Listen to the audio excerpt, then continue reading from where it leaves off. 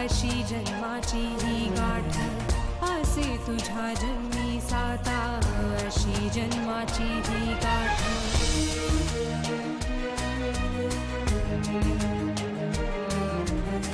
खेळ चाली नशिबाचा, भोग रोज तू परीक्षा। खेळ चाली नशिबाचा, भोग रोज तू परीक्षा। तुझ्या जन्माला लागली अशी अग्नि परीक्षा, अग्नि परीक्षा, अग्नि परीक्षा, अग्नि परीक्षा।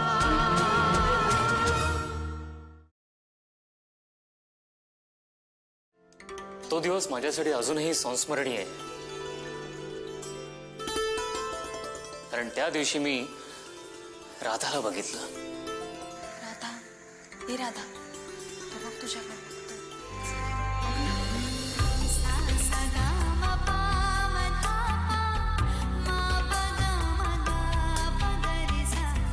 मनात राग घेऊन त्यांचं स्वागत करू नकोस। सॉरी अगं, मनातला कडवटपणा कमी करण्याचा खूप प्रयत्न करते, पण जमतच नाही। तू आहेस ना, जमेल हळूहळू।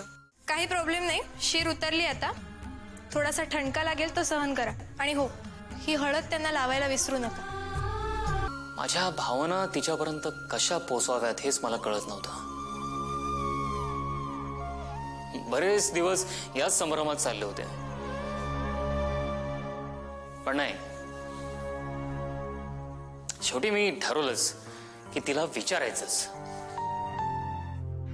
तुझं माझ्यावर प्रेम आहे ही माझ्यासाठी खूप भाग्याची गोष्ट आहे। कम ऑन राधा, मला खरंच काहीच कळत नाहीये।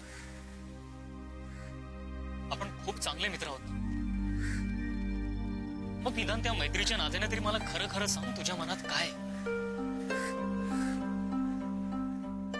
मोहित, मला तुला अशी आस लावून ठेवायची नाही। तू खूप चांगल्या घरातून आलायस, आणि मी अशी अनाथ।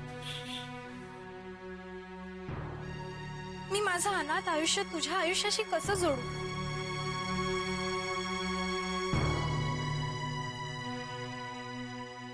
राधा, तूच म्हणतेस ना की अनाथ म्हणजे अनेक नात्यांचा थवा। मग मलाही या थव्यात सामील व्हायचंय, तुझ्याशी नातं जोडायचंय। नको मोहित, हे बघ, तुला माझ्यापेक्षा चांगली मुलगी मिळेल। तू माझा विचार सोडून दे।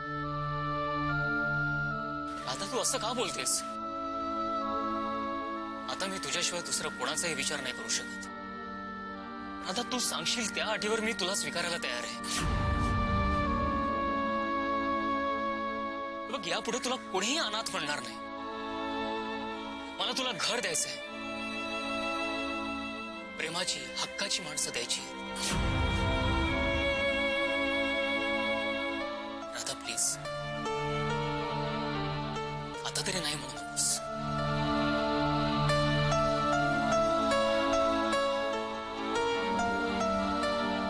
मला विचार करायला थोडा वेळ दे। राधा, तुला हवा तेवढा वेळ घे, मी आयुष्यभर तुझी वाट बघायला तयार आहे। मी रोज इथे या अनाथाश्रमाच्या बाहेर येऊन उभा राहीन आणि तुझी वाट बघेन। अनाथाश्रमापासून तर माझ्या स्वतःच्या हक्काच्या घरापर्यंतच्या प्रवासात तुला सोबत करण्यासाठी. मोहित,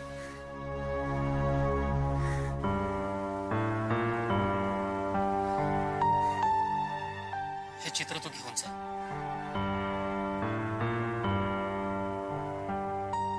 आणि तुझा निर्णय झाला की मग मला परत दे. हे चित्रच मला सगळं काही सांगेल. या चित्रात माझ्या बाजूला जर तुझं चित्र असेल, ती जागा जर भरली असेल, तर मी समजेन की तुझा होकार आहे. आणि जर का ती जागा रिकामी असेल तर मी समजेन तुझा नकार आहे. पण मी वाट बघतोय त्या अपूर्ण चित्र पूर्ण होण्याची.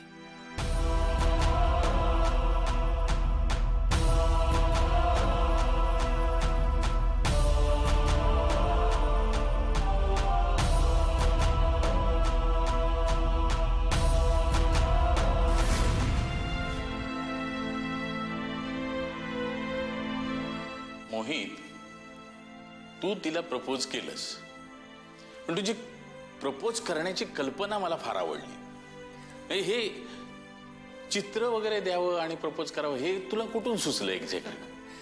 अहो, मी म्हणालो ना की फ्रस्ट्रेशन खूप वाढत होतं.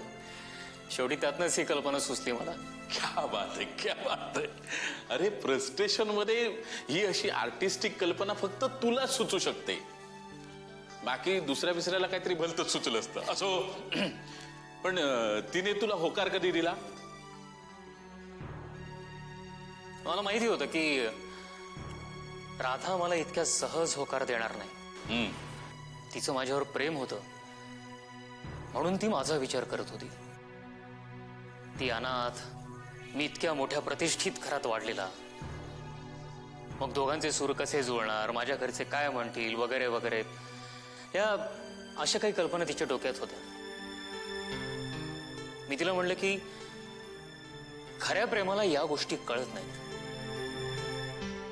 तू जशी आहेस तशी मला आवडते आणि तशीच मी तुला स्वीकारायला तयार आहे.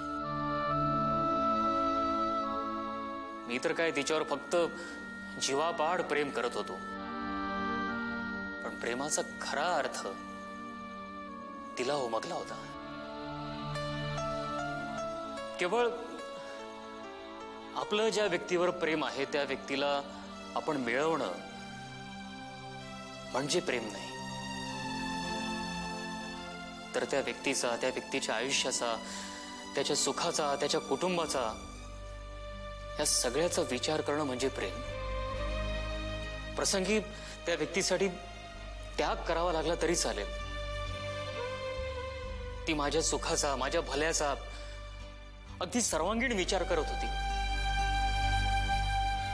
तिचंही माझ्यावर खूप प्रेम होतं, पण तिला ते व्यक्त करता येत नव्हतं. कदाचित या सगळ्या गोष्टींमुळेच तिला ते व्यक्त करता येत नव्हतं असं म्हटलं तरी वावगं ठरणार नाही.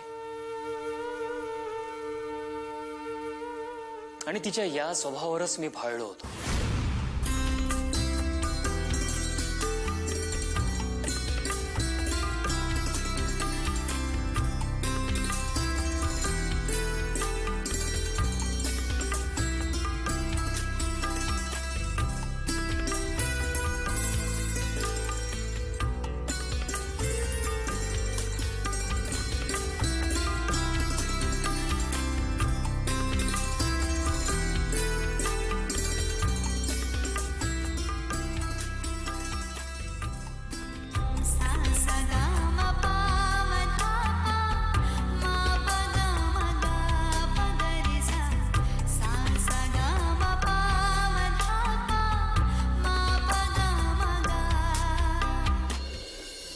बघा काका, ही इथे विचार करत बसली. अहो समजावा हिला, इतका विचार करायची काय गरज आहे आता? अहो मोहित सारख्या इतक्या चांगल्या मुलाने हिला प्रपोज केलंय. तिला हक्काचं कुटुंब देऊ इच्छितो, जीवापाड प्रेम करतो तो तिच्यावर. पण ही त्याला होकार द्यायचं सोडून विचार करत बसलीये. कम ऑन राधा, अगं जा त्याला हो म्हण. त्याला वाट बघायला लावून त्याच्यावर अन्याय करतेस असं नाही का ग वाटत तुला? मला वाटलं होतं की तू दुसऱ्याच क्षणाला हो म्हणशील. वसुधा, हे बघ, मला वाटलं होतं की एका क्षणाला त्याला हो म्हणावं. मनातल्या मनात मी त्याला हो म्हटलंही होतं ग. पण वसुधा, मला त्याचा विचार करायला नको का ग? मी अशी अनाथाश्रमात वाढलेली मुलगी, त्याच्या घरी मी सूट होईन का? त्याचे घरचे मला स्वीकारतील का? आणि माझ्यामुळे त्याला बोलणी ऐकावी लागली तर? आणि त्याच्या घरच्यांनी जर विरोध केला ना, तर आमचं लग्न नाही होणार. अग्नि परीक्षा मी अशी अनाथाश्रमात वाढलेली मुलगी, त्याच्या घरी मी सूट होईन का? त्याचे घरचे मला स्वीकारतील का?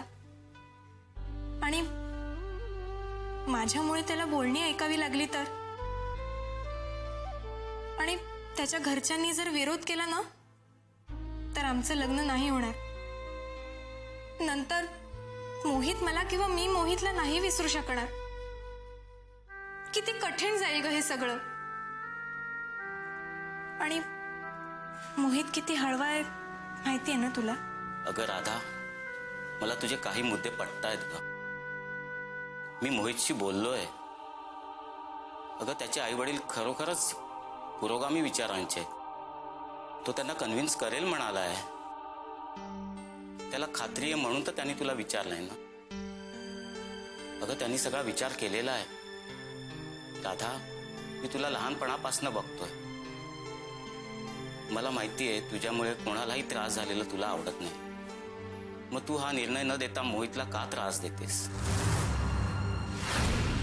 तू होकार दे म्हणजे मोहितलाही त्रास होणार नाही ग. मी तुला माझ्या मुलीसारखं वाढवलंय.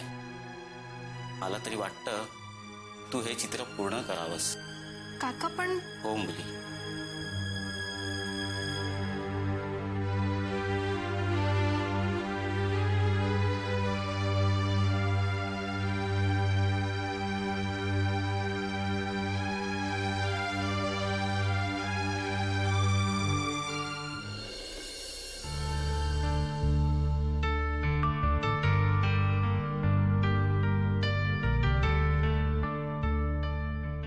मोहित, सॉरी, मी हे चित्र सॉरी म्हणजे तू चित्र पूर्ण केलं नाहीयेस सर.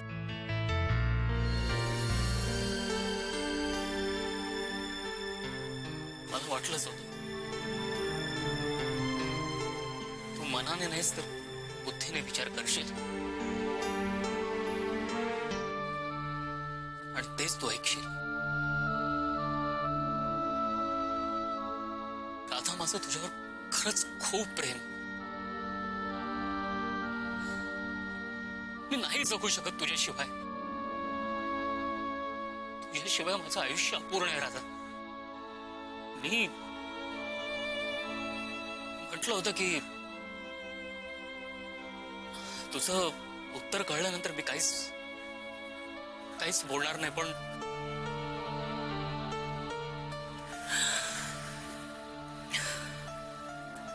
का असा निर्णय घेतलास तू? मोहित, शांत हो. शांत हो मोहित.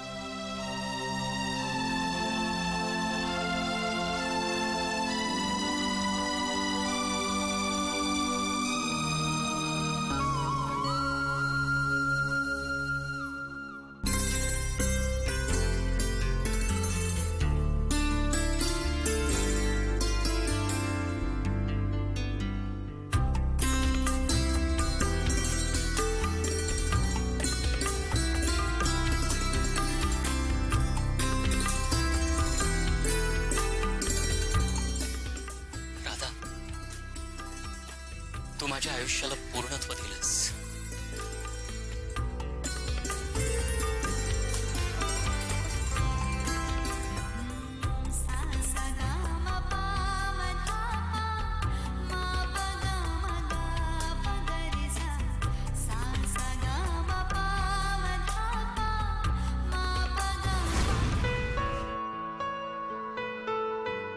तुम्हाला सांगतो राणे, सॉरी मी नाही नाही नाही नाही, बस बस बस बस रे. तू कुठे बसलाय हे मला महत्वाचं नाही. तू जी गोष्ट सांगतोस ना ती माझ्यासाठी महत्वाची आहे. तू गोष्ट सांग. क्या बात आहे.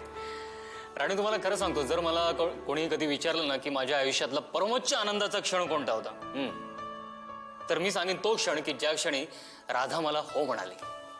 वा वा, क्या बात आहे, क्या बात आहे, क्या बात. ग्रेट. तुमची लव्ह स्टोरी सुंदर लव्ह स्टोरी आहे. म्हणजे त्यातली राधाही कळते, तू तिच्यावर इतकं का जीवापाड प्रेम करत होतास हेही कळतंय. मला आता एक सांग, ही तुमची प्रेमाची गाडी पुढे कशी काय ढकलली?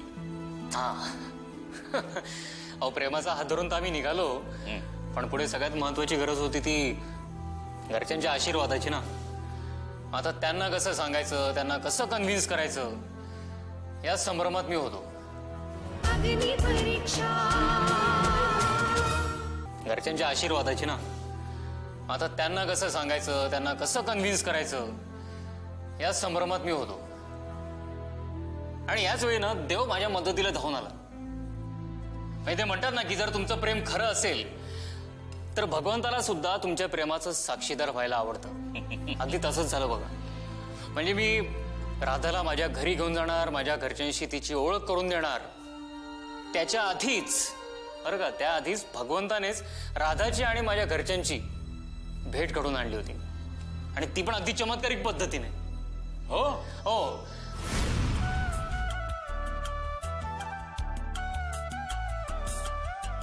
साहेब द्या की काय गरीबाला.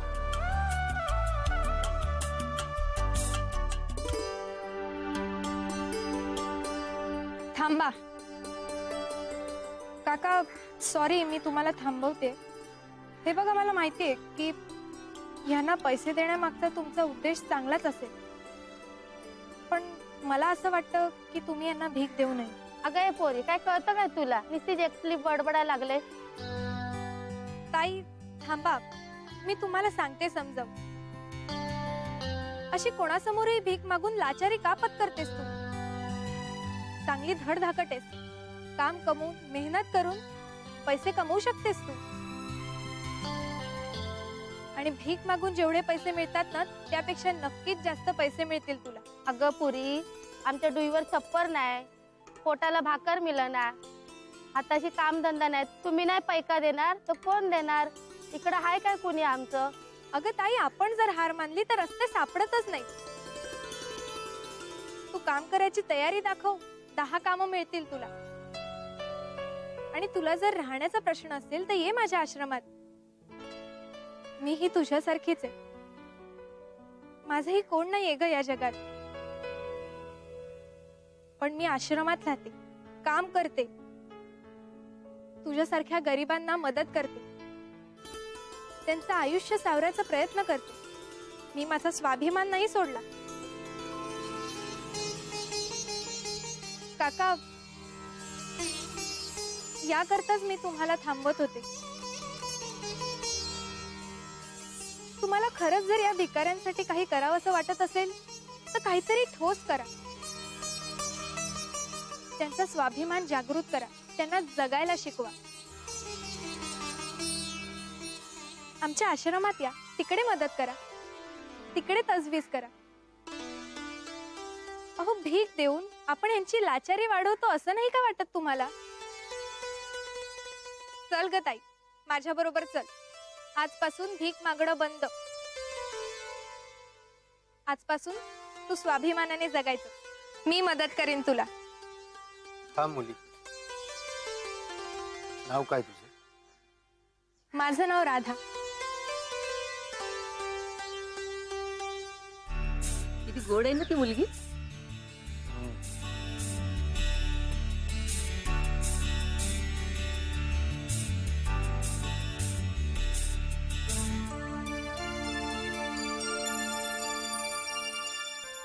चला.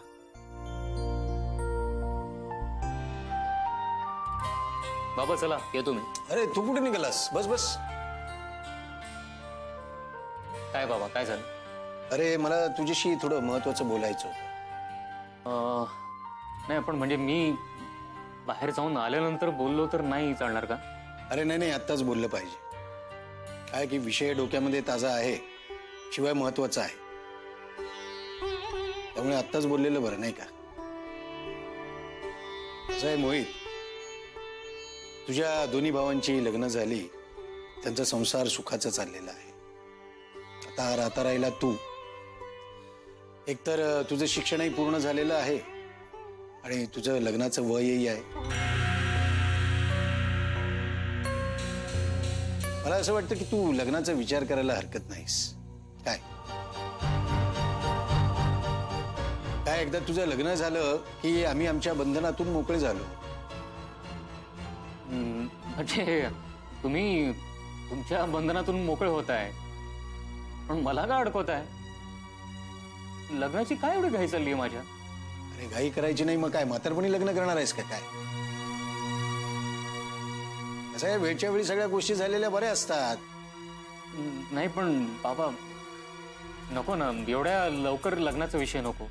अरे आत्ता कुठं, तू मुलगी पाहणार, मग पसंत करणार, त्यानंतर मग लग्न होणार. हे सगळं करेपर्यंत खूप वेळ जाईल. मला असं वाटतं तू, माझ्या पाहण्यामध्ये 3-4 मुली आहेत, त्यातली एखादी मुलगी तू बघ, पसंत करून टाक. काय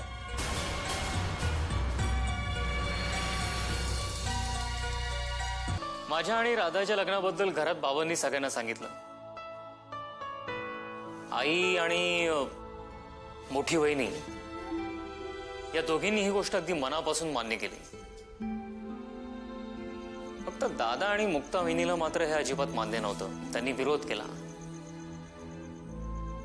राधा राहिला प्रश्न लोकेश दादाचा. त्याचा तर प्रश्नच नाही, कारण तो कधीच त्याची कुठलीच मतं घरात मांडत नाही.